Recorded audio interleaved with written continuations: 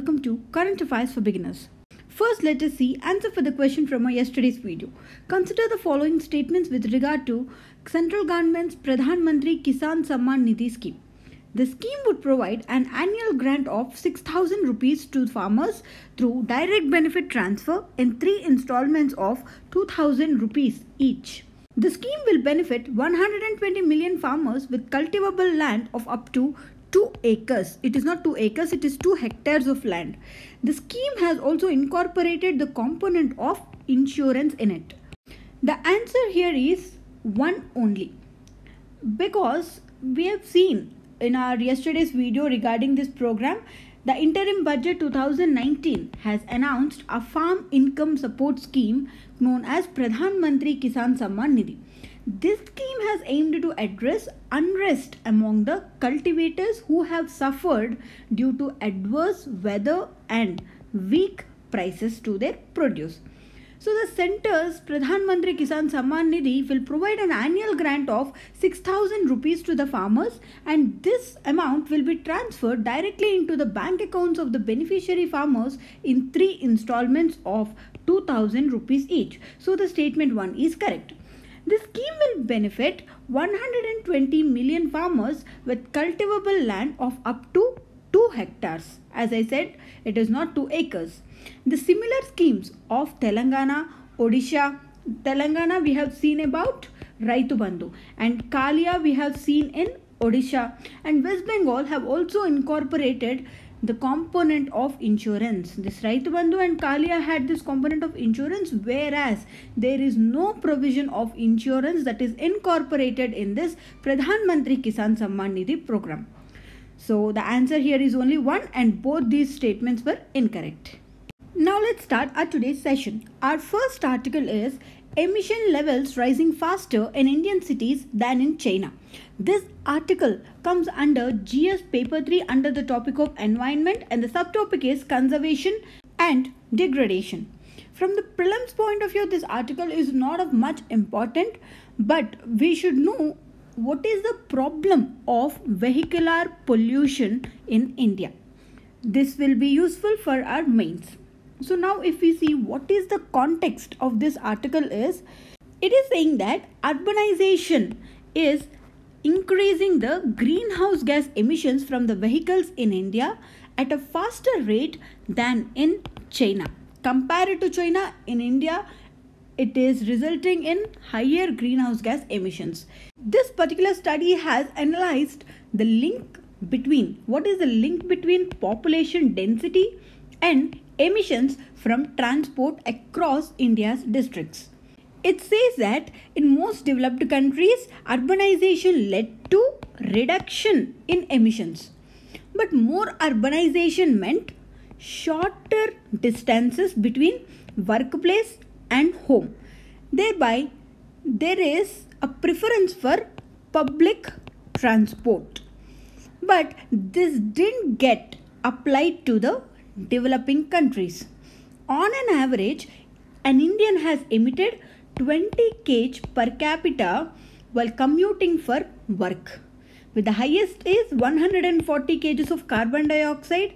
It took the details in Haryana district, and the lowest is 1.8 kg of carbon dioxide in UP.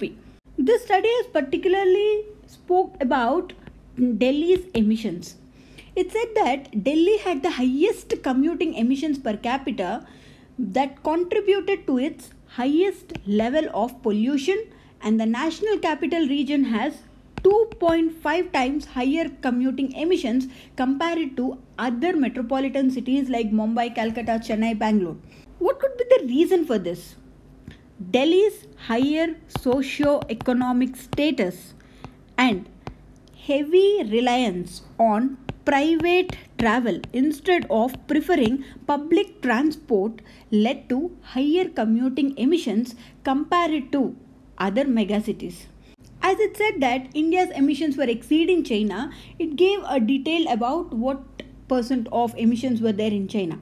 In China, a 1% increase in urbanization has got linked to 0.12% of carbon dioxide emissions, whereas in India the same 1% increase in urbanization has led to 0.24% increase in carbon dioxide emissions. India's carbon dioxide emissions grew by 4.6% in 2017 alone, and its per capita emission was about 1.8 tons. So what is the possible solution to deal with this? Is it the fuel prices hike in fuel prices? If we increase it, people will consume less, and so that the commuting emissions will get decreased. But this study has said that these fuel price hikes were always not a solution to reduce the emissions. With an 1 rupee increase in diesel prices, so the commuting emissions got decreased by 11% in some districts, whereas it is only 3% in some low income districts. So in total, India's transport patterns are very climate friendly and are much better than compared to that of Europe and United States. This is all because in India, most of the people were relying on three-wheelers like auto rickshaws for short commuting distances, whereas the highly urban rich, they are depending on cars even for short commuting distances. The next article is 2/3 of Himalayan ice cap may melt. This article comes under GS paper 1 under the topic of geography, and the subtopic here is changes in critical geographical features including water bodies and ice caps. From the prelims point of view, what is important here is we should know about this Hindu Kush range. And in terms of mains, we should know what is the impact of this global warming on Himalayas. The context of this article is the Hindu Kush Himalaya assessment is released by the Kathmandu-based International Center for Integrated Mountain Development. It said that 2/3 of Himalayan glaciers, the world's third pole, could melt by 2100 if the global emissions were not reduced. This assessment has provided the insights into what are the changes affecting one of the greatest mountain systems in the world. And it said that at least a third of the ice in Himalayas and the Hindu Kush will melt down this century as the temperature rises, disrupting the river flows, which is important for growing crops from China to India. And even if the most ambitious Paris Agreement goal of limiting the global warming to 1.5 degrees centigrade is achieved, still 1/3 of the glaciers will melt, according to this assessment report. And as I said that here we should know about this Hindu Kush region. If you see about this Hindu Kush Himalayas, this region covers 3,500 kilometers across 8 countries: Afghanistan, Bangladesh, Bhutan, China, India, Myanmar, Nepal and Pakistan. And this region is the source for 10 major river basins including the Ganges, Brahmaputra and Indus in India. Nearly 2 billion people are dependent on this Hindu Kush Himalayan region for their water needs across Asia. The glaciers in this region are the critical water source for nearly 250 million people in the mountains and also for 1.65 billion people who were residing in the river valleys below this Himalayas. Now let's see a prelims question regarding this Hindu Kush Himalayan region. Try to answer this question. The Hindu Kush Himalayan region covers across which of the following countries? Post your answer in the comment box, and in tomorrow's video we'll see the answer for this question. The next article is Center may relax angel tax norms for startups, sets up panel. This article comes under GS paper 3 under the topic of economy, and the subtopic is effects of liberalization on the economy. So from the prelims point of view, from this article we should know what is a startup and what is this angel tax. And from the mains point of view, we should know what are the various measures or interventions required by the government to address the issues of these startups. So now let us see what is meant by a startup first. As per the layman's definition, a startup is any new venture or a business that has been started up. But the government of India has defined the term startup in a different way. To be considered as a startup, it has to satisfy three conditions. The first one is it has to be registered under any one of the three acts. They are Companies Act of 2013 or the Partnership Act of 1932, and the other one is Limited Liabilities Partnership Act of 2008. So in order to be certified as a startup, it has to be registered under any one of these acts. And the second one is from the date of registration, more than 7 years should not have been passed. So now you want to get your company registered as a startup, but so it is 2019 and now you want it to be certified as a startup. But if you want to be certified it as a startup, it shouldn't be 7 years from the date of registration to your company. That means it should be registered in 2011 as a new venture. Now you want to be certified it as a startup. So as the gap between the date of registration is only 7 years, so now it will be considered as can be certified as a startup.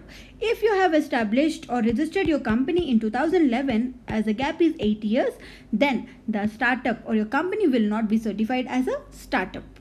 And the third one is in none of the years, that is from the date of registration. For example, it has got registered in 2012, then starting from 2012 till 2019, in none of the years the total sales of this startup or its annual turnover should not have crossed 25 crore rupees.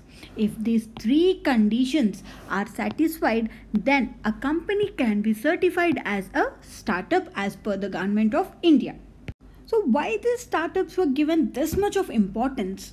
What are the benefits that we could get from these startups? These startups will provide huge employment opportunities and they bring in the technology. So they are technologically intensive.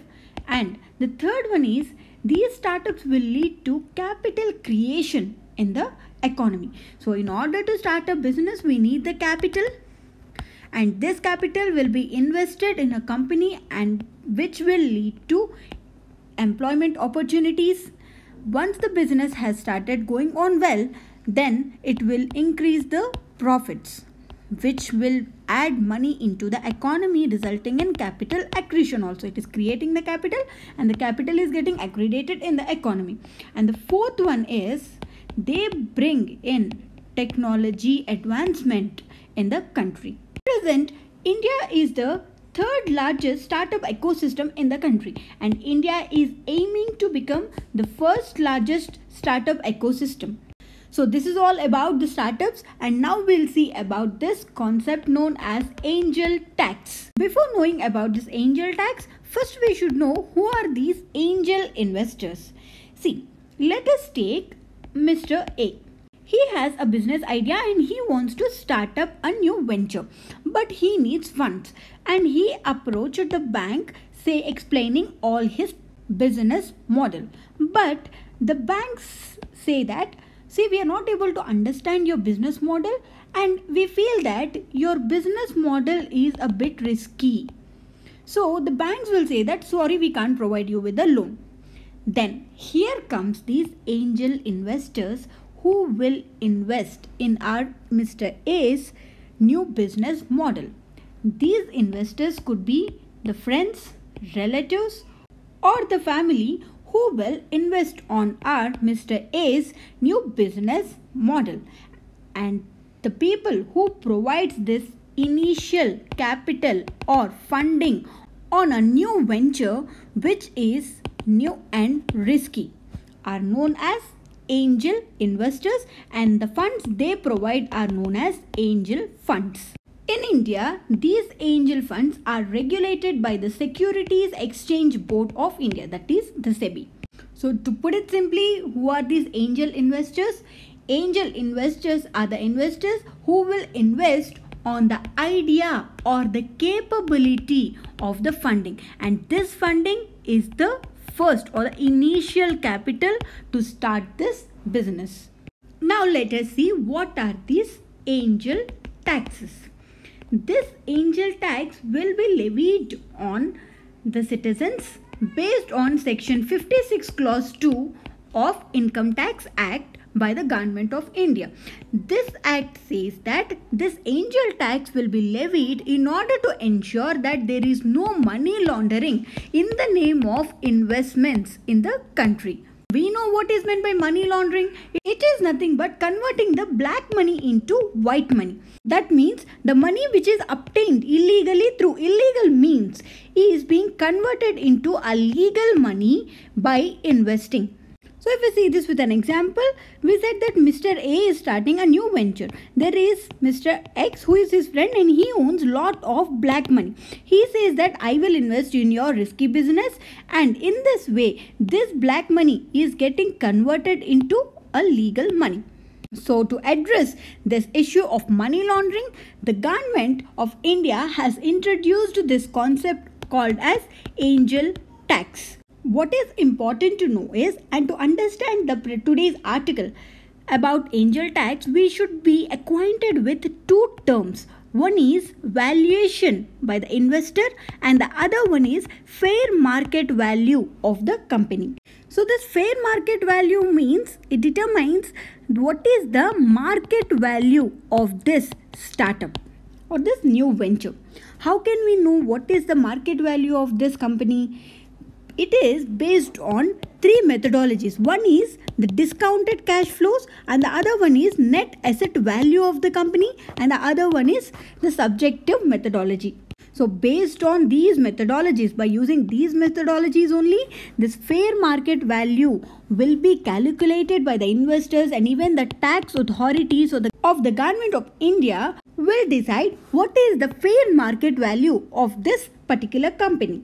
So now our Indian tax authorities are using this methodology known as net asset value to know this fair market value of the company. So they can use any of the three. So different people uses different things. An investor can use this discounted cash flow methodology to know the market value, but our tax authorities are using this net asset value methodology, which is nothing but the difference between the liabilities and the total assets of the company. And the other methodology is discounted cash flow. It is nothing but based on the future inflows to the company, cash inflows to this companies, I will evaluate what will be the market value of this company. And the other method is subjectivity. Subjective methodology, here the investor will invest in the startup based on certain parameters like who is the founder and what is the product they are doing, what is its demand. So it is all based on speculation. The investor will invest using this subjective methodology. So now Mr. X wanted to invest in Mr. A's business.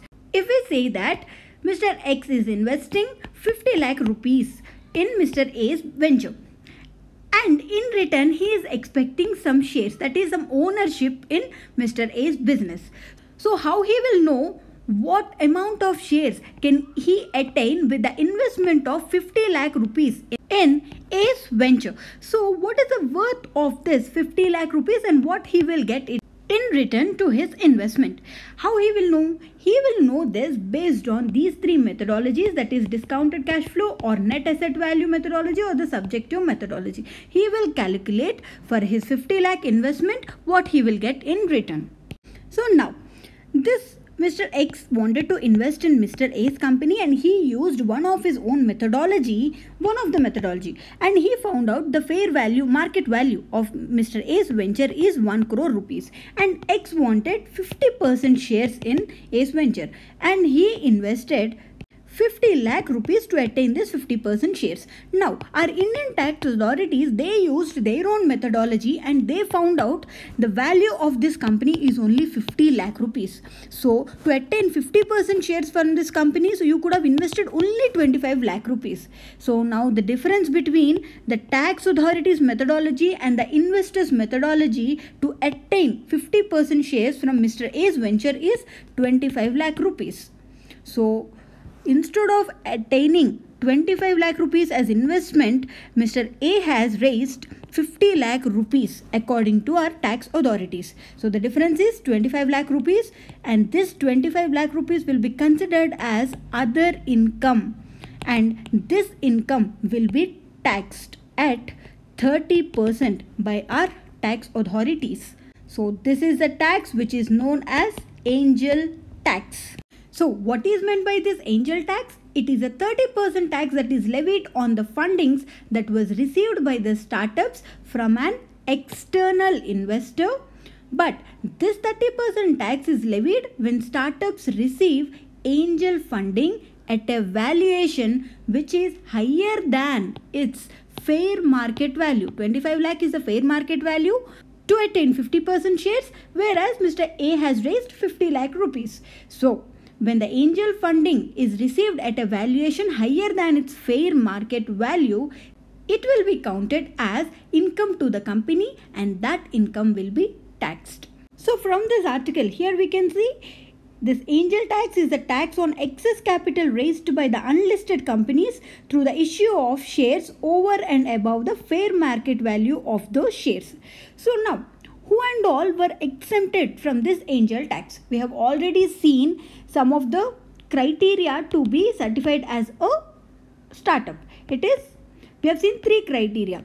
That is, they should be certified or get registered under any of the 3 laws, and the other one is the registration shouldn't be more than 3 years, and the other one is in none of the years from the date of registration the total sales or the total worth of the company shouldn't be more than 25 crore rupees.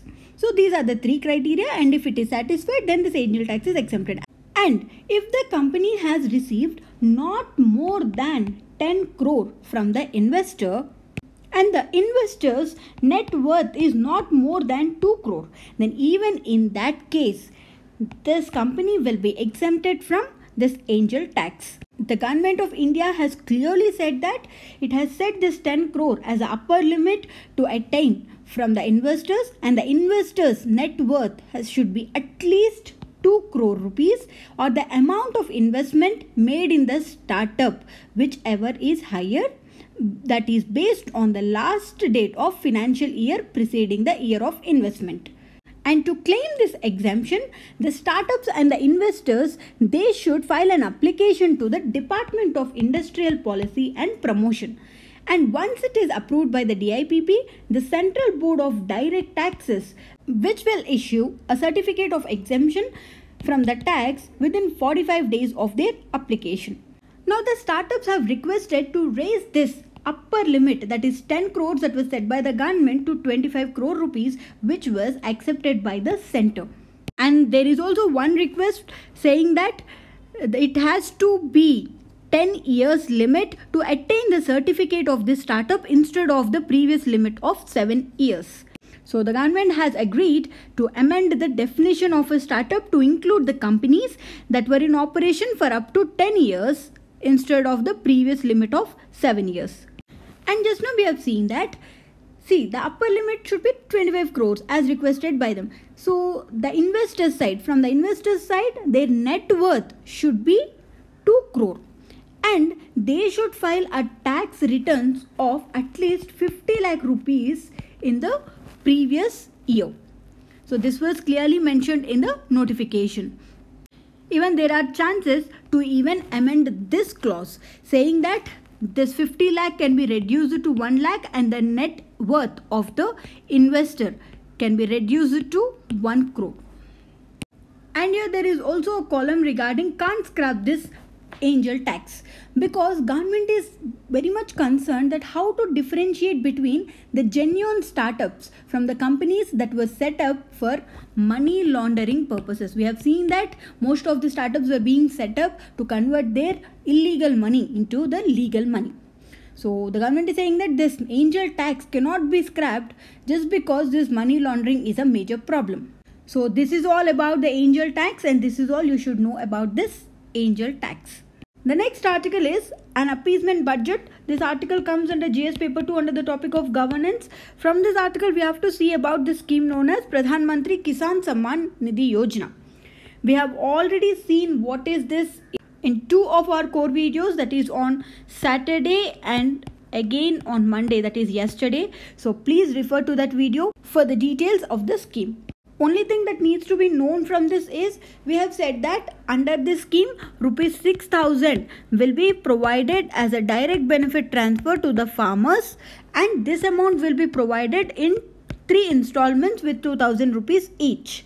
So there is an update that the first installment will be provided by March 31st, and for availing this first installment the Aadhaar is not needed, but from the second installment onwards, for the rest of the 4,000 rupees, to avail this, the Aadhaar number is a must.